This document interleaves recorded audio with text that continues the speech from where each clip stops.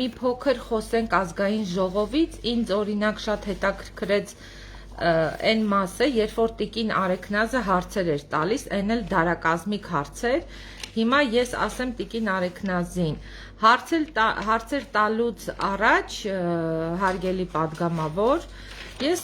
եթե քո փոխարեն լինեի, իհարկե քո փոխարեն երբեք ես չեմ կարա լինեմ, որովհետև դու ծառայում ես հայասպաններին ու անպատիվներին, բայց եթե կարողանայի խոսքս այդտեղ ասեի, հավատացած եղի, խոսելուց առաջ կնայի, թե մեջքիս հետևում ովքեր են կանգնած եւ ում ժառանգորդն եմ ես ազգային ժողովում եւ փորձեի միգուցե ավելի քիչ խոսալ, քան ձեր նման սենց դարակազմիկ ինչ որ անմիտ հարցեր տալ ու մնալ անպատասխան այդ հարցերին։ Բավական չի դուք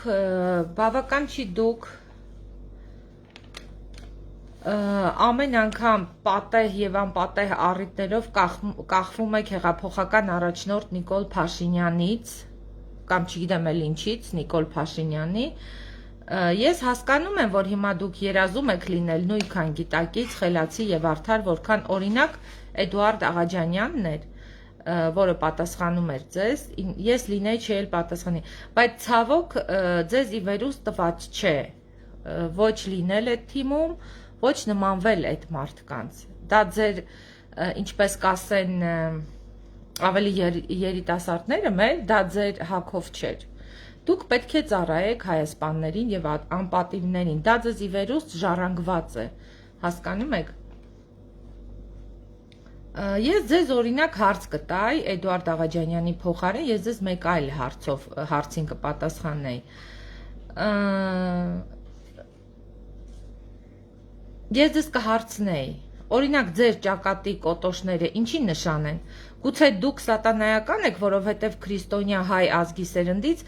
որևէ մեկը չի կարող մոռանալ, թե ձեր քաղաքական պապաները ինչ չարիք են եղել իմ երկրի համար ու ինչերի հեղինակ են, հույս ունեմ մուրճը կբացահայտի ամեն ինչ եւ ձեր կոտոշների պահով եւ ձեր քաղաքական հայրերի պահով, ես հույս ունեմ եւ հույսս իհարկե ինձ երբեք չի դավաճանում, մարդիկ կան, որ 2018-ից Ժողովուրդ ջան, այս պահին անցնում ենք ազգային, կներեք ես անջատում ես ձայնը, անցնում ենք ազգային ժողովի թեման, ես անպայման քաղաքացիական պայմանագրին ասելիք ունեմ, երևի այս ձև ավելի խոսքս կհասնի, ինձ դիմել են շատ մարդիկ, որոնք 2018 թվականից դիմում են ներկայացրել, որպեսզի դառնան քաղաքացիական պայմանագրի անդամ, մինչ օրս այդ դիմումները փոշու մեջ կորած են, իսկ իսկական այն մարդիկ, ովքեր իրոք նվիրյալն են եղել հեղափոխության եւ առաջնորդի կողքն են կանգնած եղել, նրանք ոնց որ ավելի ստվերոտ են հիմա, ստվերում են եւ այս 3 տարի փորձել են ԿՊ-ի որոշ մարզերի ղեկավարների կողմից մնալ ստվերում։ Ես կխնդրեի եւ Նիկոլ Փաշինյանի եւ ենթակա բոլոր մարդկանց մի փոքր ավելի ուշադրություն դարձնել այս հարցին եւ վերանայել դիմումները, միգուցե այնտեղ կան մարդիկ, ովքեր իրոք արժանի են,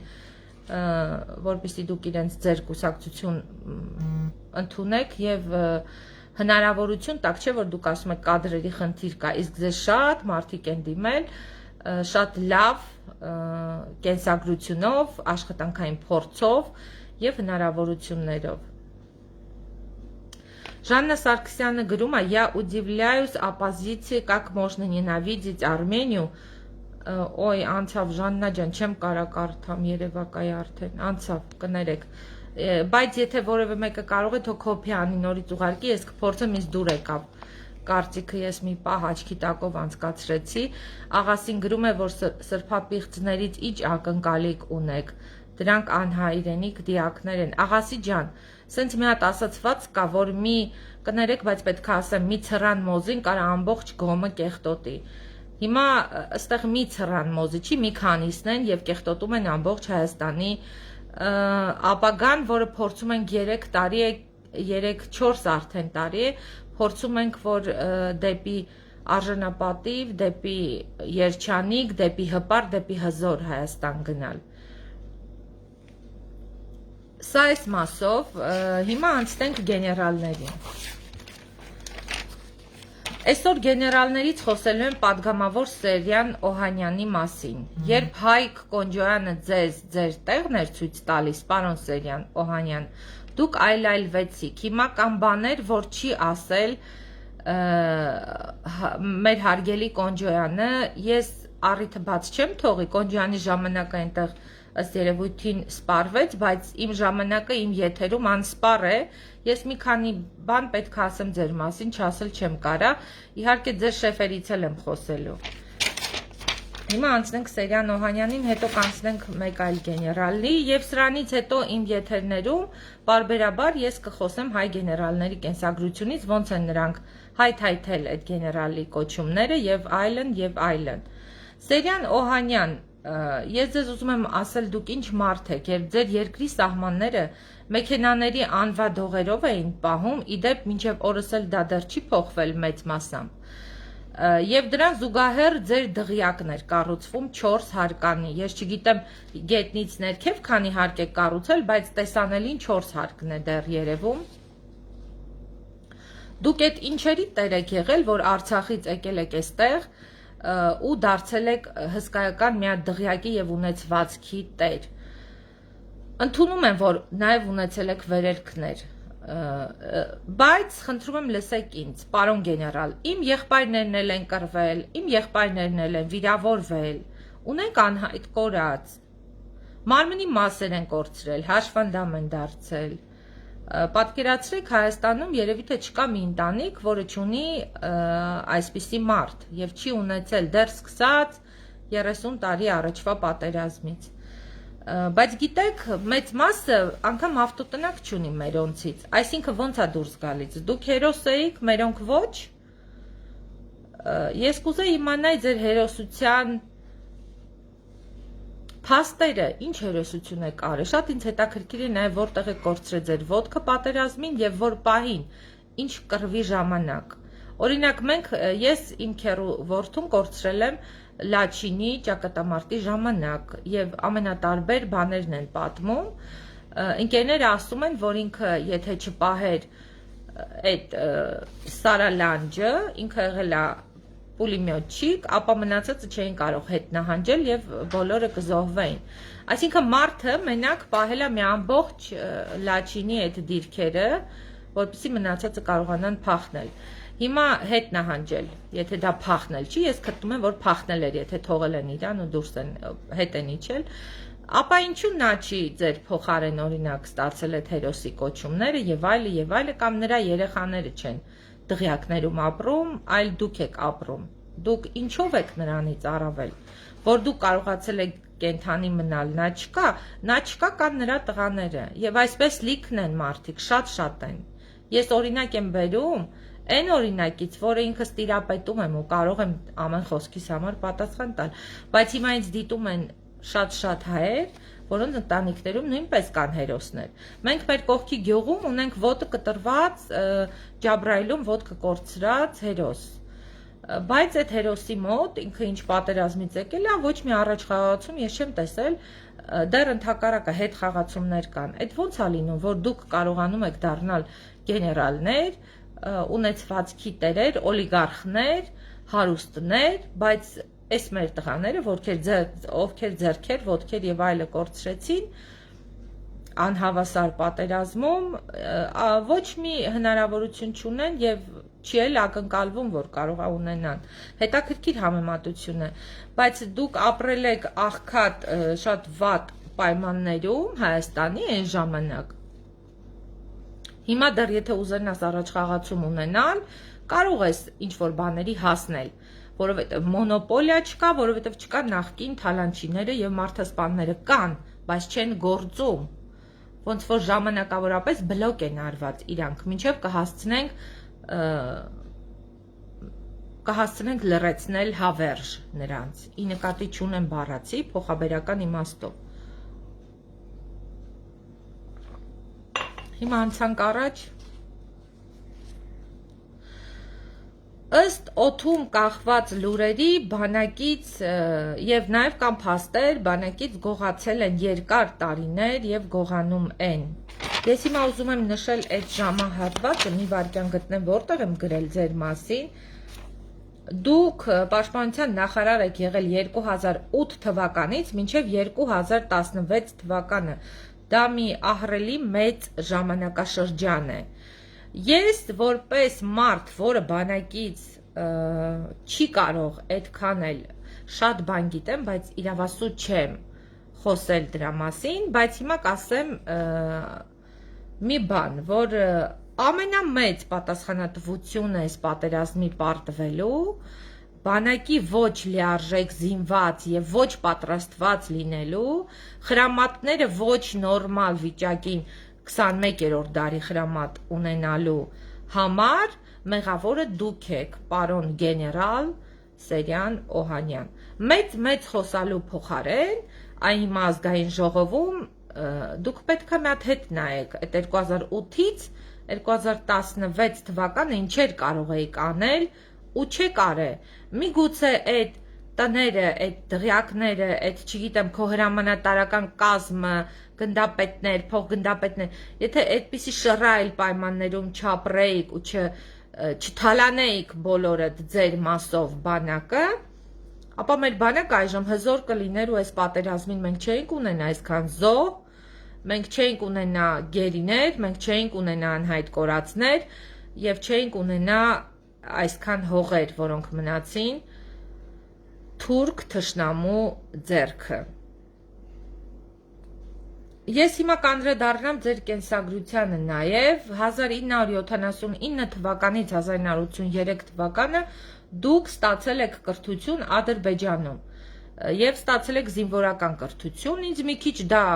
մի տեսակ հուզում այդ պահը, որ Ադրբեջանում հիմա կասեն ոմանք շատերս ենք ստացել կրթություն, այո, շատերդ եք ստացել, բայց չգիտես ինչի Արցախի բնակիչներն են ստացել մեծ մասամբ կրթություն Ադրբեջանում։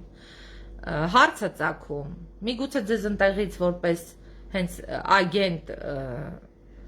դաստիարակել են, հա, այդ կրթություն ստանալու ընթացքում եւ հետո ուղարկել են Հայաստան եւ հետո կարգել են ՊԴ նախարար եւ հետո որպեսզի դուք կարողանաք ձեր նախարար լինելու ժամանակահատվածում թույլատրել մեր բանակը։ Ես ինչու եմ սրա մասին խոսում, որովհետեւ ինչ տեսել եմ, այդ եմ ասում։ Մեր բանակը ուներ շատ մեծ հնարավորություններ 2008 թվականից մինչև 2016 թվականը դառնալ տարածաշրջանում ամենահզոր, ամենաուժեղ բանակը։ Դուք դրան դուք օգտնել եք, դուք սատարել եք, որպեսզի բանակը թույլ լինի։ Ուստի հարց եմ ուզում ուղղել ազգային անվտանգությանը, իշխանությանը, ազգային ժողովին նաև, ինչու ձեր մոտ նման հարց չի առաջացել։ Ազգային անվտանգությունը փոխանակ զբաղվել լնգու լվազներով, այս հարցերով պետք է զբաղվի։ Սերյան Օհանյանը կրթություն է ստացել Ադրբեջանում, այնուհետև Ռուսաստանի Դաշնությունում, ըստ ինձ, իմ ունեցած տեղեկության։ Մենք հիմա պարզ տեսնում ենք, որ Ռուսաստանը կարար ամեն ինչ աներ, որպեսզի մեծ մասամբ չունենայինք այսքան զոհեր, անհայտ կորածներ, գերիներ, բայց չի արել։ Գիտակցաբար չի արել, որովհետև ադրբեջանամետ է Ռուսաստանը։ Թե հիմա ինչ կփոխվի ընթացքում, ես չգիտեմ։ Տա Աստված, որ Ռուսաստանը հասկանա, որ այս տարածաշրջանում առանց Հայաստան ինքը դառնալու է Թուրքիայի շերեփուկը, եթե կհասկանա, չի հասկանա, արդեն չգիտեմ ինչ ասեմ, ժողովուրդ ջան, բայց պետք է անպայման մի հատ օրինակ բերեմ այս Սերյան Օհանյանի պահով, այդ որ իր տղուն տենց հերոսացնում էր, որ մոտո հրաձգայինում է ծառայել, չգիտեմ որտեղ աշխատել եւ այլն։ Ես հիմա կբերեմ օրինակ Արարատի զորամասից, Զոդի զորամասից։ Բոլորդ գիտեք, որ այստեղ զորամաս ունենք։ այդ զորամասում հայեր ջան տարիներ շարունակ, երկար տարիներ, նաև այս Սերյան Օհանյանի տղան էլ այստեղ հրամանատար եղել ու շատ հրամանատարեր են եղել, ես համարյա թե բոլորին ճանաչում եմ, սրանք ուրեմն սրանց օրոք այս պահի դրությամբ չեմ կարող ասել, պետք է այսօր մանրամասներ ինձ տան զորամասի ներսից, բայց այս կխոսեմ անցյալի մասին, անցյալում Արարատի Զոդի Բանավանի զորամասից պարբերաբար միշտ գողացվել է Զուքանի թղթից մինչև արկղով կարակ, տուշոնկա, խտացրած կաթ, շաքարավազ եւ այլն, ինչ հնարավոր է գողանալ բանակից, հիմա բոլորը չթվարկեմ, այս զորամասից գողացվել է։ Ես անձամբ տիրապետում եմ ինֆորմացիայի, որ զորամասից X մարդը արկղով կարակ է տարիներով հանել, ինչքան աշխատել է զորամասում, այս պահին չի աշխատում, բայց ես այդ մարդու տվյալներն էլ ունեմ, ամեն ինչ գիտեմ եւ առնողներին էլ իհարկե գիտեմ։ Այս կինը զորամասից արկղերով կարակը հանել է, որը իդեպ ապրում է Զոդի Բանավանում, ես մի անգամ էլ եմ սրա մասին խոսել, բայց սա չի հետաքրքրել ոչ ուժային կառույցներին, ոչ ՊՆ-ին, ոչ մնացածին, եթե հետաքրքրել կանդրադառնային։ Այս կինը բարբերաբար գողացել է այս ապրանքները եւ վաճառել Արարատ քաղաքի քաղաքացիների վրա, Արարատ գյուղի Զոդի Բանավանի, ինչու՞ չէ Սուրենավանի եւ այլը, չմանրացնեմ այդքան, Այգևան, Ավշար, Ոսկետապ եւ այլը, որտեղ որ կարողացել են վաճառել։ Անկամ ունեցել են իրենց հիմնական գնորդներին։ Սրանք գողացել են Սրբիչից մինչև Դիզ Վառելիք։ Ու եթե վերևինը, այսինքն գլուխը, սա չեմ ասում ես մանր շերեփուկներին պատասխանատվության ենթարկելու համար իսեր Աստծո։ Սա ասում եմ, որ գլխից է ձուկը հոտում, իզուր չի ես ասացվածքը ասած, եթե վերևինը, այսինքն գլուխը գող է, ապա ներքևինն էլ նույնն է անում, որ բավարարի վերևինի ախորժակը։ Հուսով եմ կլինեմ այս երբ որ կլինեն ազգային ժողովում լսումներ, ես կփորձեմ այնտեղ լինել եւ կնայեմ ձեր աչքերի մեջ, պարոն Սերյան Օհանյան, կնայեմ ու կասեմ ամոթ ձեզ ու ձեր խղճին է մնալու այսօր հայոց բանակի պարտությունը, ձեր խղճին է մնացել եւ մնալու այսքան զոհերը, անհայտ կորածները եւ գերիները, ձեր խղճին է մնացել ու մնալու մեր հանձնված հողերը, որոնք հիմա այս պահին գտնվում են Ալիևի տիրապետության տակ ու որը պարբերաբար լինում է Շուշիում։ Ամեն տեսանյութ, երբ որ ես նայում եմ, որ դրանք Շուշիում են, չգիտեմ, մնացած տեղերում, Լաչինում, իմ հոգուց սենց, չգիտեմ ինչա կատարվում իմ հոգու հետ, չնայած ես ոչ մի կապ չունեմ արմատական Արցախի հետ, բայց հոգիս դրանից վառվում է։ Ես զարմանում եմ ձեր վրա, արցախցի գեներալիկներ։ Դուք ո՞նց եք այդպես հանգիստ, այդ ամեն ինչը նայում հերիք չի։ Ազգային ժողովում ստացել եք падգամավորի մանդատիկը, ինչ-ինչ ճանապարհներով, ու դեռ երես ունեք այդտեղ կանգնեք ու խոսակ։ Դուք պետքա տանից դուրս չգայիք, ընդհանրապես պետքա տանից դուրս չգայիք։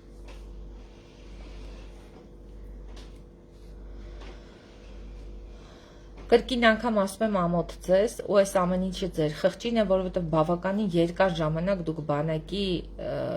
բանակով եք զբաղվել, դուք կառուցողն եք եղել այդ բանակի, ու քիչ չի 2008 թվականից 2016 թվականը դուք կարող էիք ամեն ինչ անել այդ բանակի համար, բայց քանի որ մաքուր ու արդար ճանապարհներով չեք հասել ՊՆ նախարարություն, ուրեմն դուք չէիք կարող, դուք պետքա ենթարկվեիք նորից ձեր քաղաքական հայրերին եւ միասին քանդեիք Հայաստանը, բանակը։ Ես ձեզ երբ հանդիպեմ, կլինի դա ազգային ժողովում, թե պատահաբար, ես փորձում եմ այդ հանդիպումը գտնել, Ես ձեզ իջեցնելու եմ ինչև պլենդուզի մակարդակի, որովհետև դուք դրան եք արժանի, դուք ավելիին արժանի չեք։ Ու այդ ոտքերին կրակել, Արցախից փախնել, վերջի պատերազմին, չգիտեմ, մեկը բութմատին, մեկը ճկուտին, մեկը չգիտեմ ինչին, այնքան մեծ ծանոթ է, ու մենք այնքան փաստեր ունենք այդ առիթով, սպասեք, աստիճանաբար բացահայտվելու են բոլորը։ Դուք երբևէ չեք կարողացել պահպանել մեր տղերքի արյունով գրաված հաղթանակը Արցախյան պատերազմի, Մոնթեի արյունով, Արջի արյունով, Սահակի արյունով, Տոլիկի արյունով և իմ եղբոր Գրիգոր Դովլաթյանի արյունով տարած հաղթանակը։ Միակ բանը, որ ձեզ պետք է ասեմ, ամոթ ձեզ, ու հուսով եմ, որ ձեր երեխաները դուք այսօր կաք, վաղը չկաք։ Ես մի առիթով ասել եմ, չէ, ձեզ թիթերի, բոլորի թիթերի կյանք մնացել։ Բայց իմացեք, ձեր սատկելուց հետո ձեր լակոտները պատասխան են տալու ձեր արածների ու չարածների համար։ Հիմա մյուս գեներալից էլ մի քանի բառ ու վերջացնենք, որովհետև ես ամբողջ օրս արդեն ծրագրավորած եմ եւ շատ զբաղված եմ։ Մովսես Հակոբյանի մասին պետք է խոսեմ երկու բառով, այդ Մոսին է, որը ծնվել է փետրվարի 4-ին 1965 թվականին Մարտունու շրջանի Ճարտար գյուղում։ Եթե այս նախավերջի գեներալը, այսինքն Օհանյան Սեյրյանը սովորել է Ադրբեջանում, ապա Մոսին սովորել է Ալմա-Աթայի բարձրագույն համազորային հրամանատարական ուսումնարանում և Ռուսաստանի Դաշնության զինվորական ուժերի գլխավոր շտաբի զինվորական ակադեմիայում։ Ռազմական գործիչ է, փաստորեն ռազմական գործիչներ են դառնում այն մարդիկ, ովքեր պատահաբար զիլ և կամազ են քշել ու թալանել են պատերազմի ժամանակ Արցախը ու հետո դարձել են ռազմական գործիչներ, հետաքրքիր բան է, ձև է, Արարատում էլ ունենք տենց մարդիկ, ունեցել ենք, դե Մանվելն էլ հիշում եք, կռազ էր քշում, կամազ էր քշում, մեդալների շարք ունի Մոսին, կնոջ մասին բամբասող չակերտավոր տղամարդը մեդալների շարք ունի, գետինը մտնես դու և քեզ մեդալ տվողները, դրանդ դեմը Հայաստանից Արցախ ժամանած զինվորին կարաուլ կանգնացնող գեներալ։ Ես ուղղակի թքած ունեմ սենց գեներալների վրա, որոնք մեր երեխեքին Արցախում իրենց դռների դեմը կարաուլ են կանգնացրել։ Ձեր կնանիքին կարաուլ կանգնացնեիք ու ձեր աղջիկներին, իրանց մոտ ավելի լավ կստացվեր։ Եթե Ադրբեջանի բանակից էլ հարձակումներ լիներ, ինձ թվում է ձեր կանայք կարող էին պաշտպանել ձեզ էլ, ձեր ընտանիքն էլ համապատասխան մասով։ Մոսիի մասին Ալմա-Աթայում սովորած տարիներին նշված չեն տարիները ժամանակաթվերով, որ թվից որ թվականն է։ Կենսագրության մեջ դա չի նշվում ու հարցը ծագում, գուցե այդ մարդը ընդհանրապես չի սովորել, չէ որ ակադեմիա սովորելուց առաջ Ռուսաստանի Դաշնության դու արդեն պետք է ինչ-որ միտեղ զինվորական կրթություն ստացած լինես, այս Մոսիի մասով չկա այդ թվերը նշած։ Հարգելի ազգային անվտանգություն, ՊՆ նախարարություն եւ այլը։ Ես որպես ուժ եւ իրավունք հասարակական կազմակերպության հիմնադիր նախագահ, ես այս հարցը կուզեի տալ ձեզ։ Արդյոք երբևէ հարցում արել եք Ալմա-Աթայի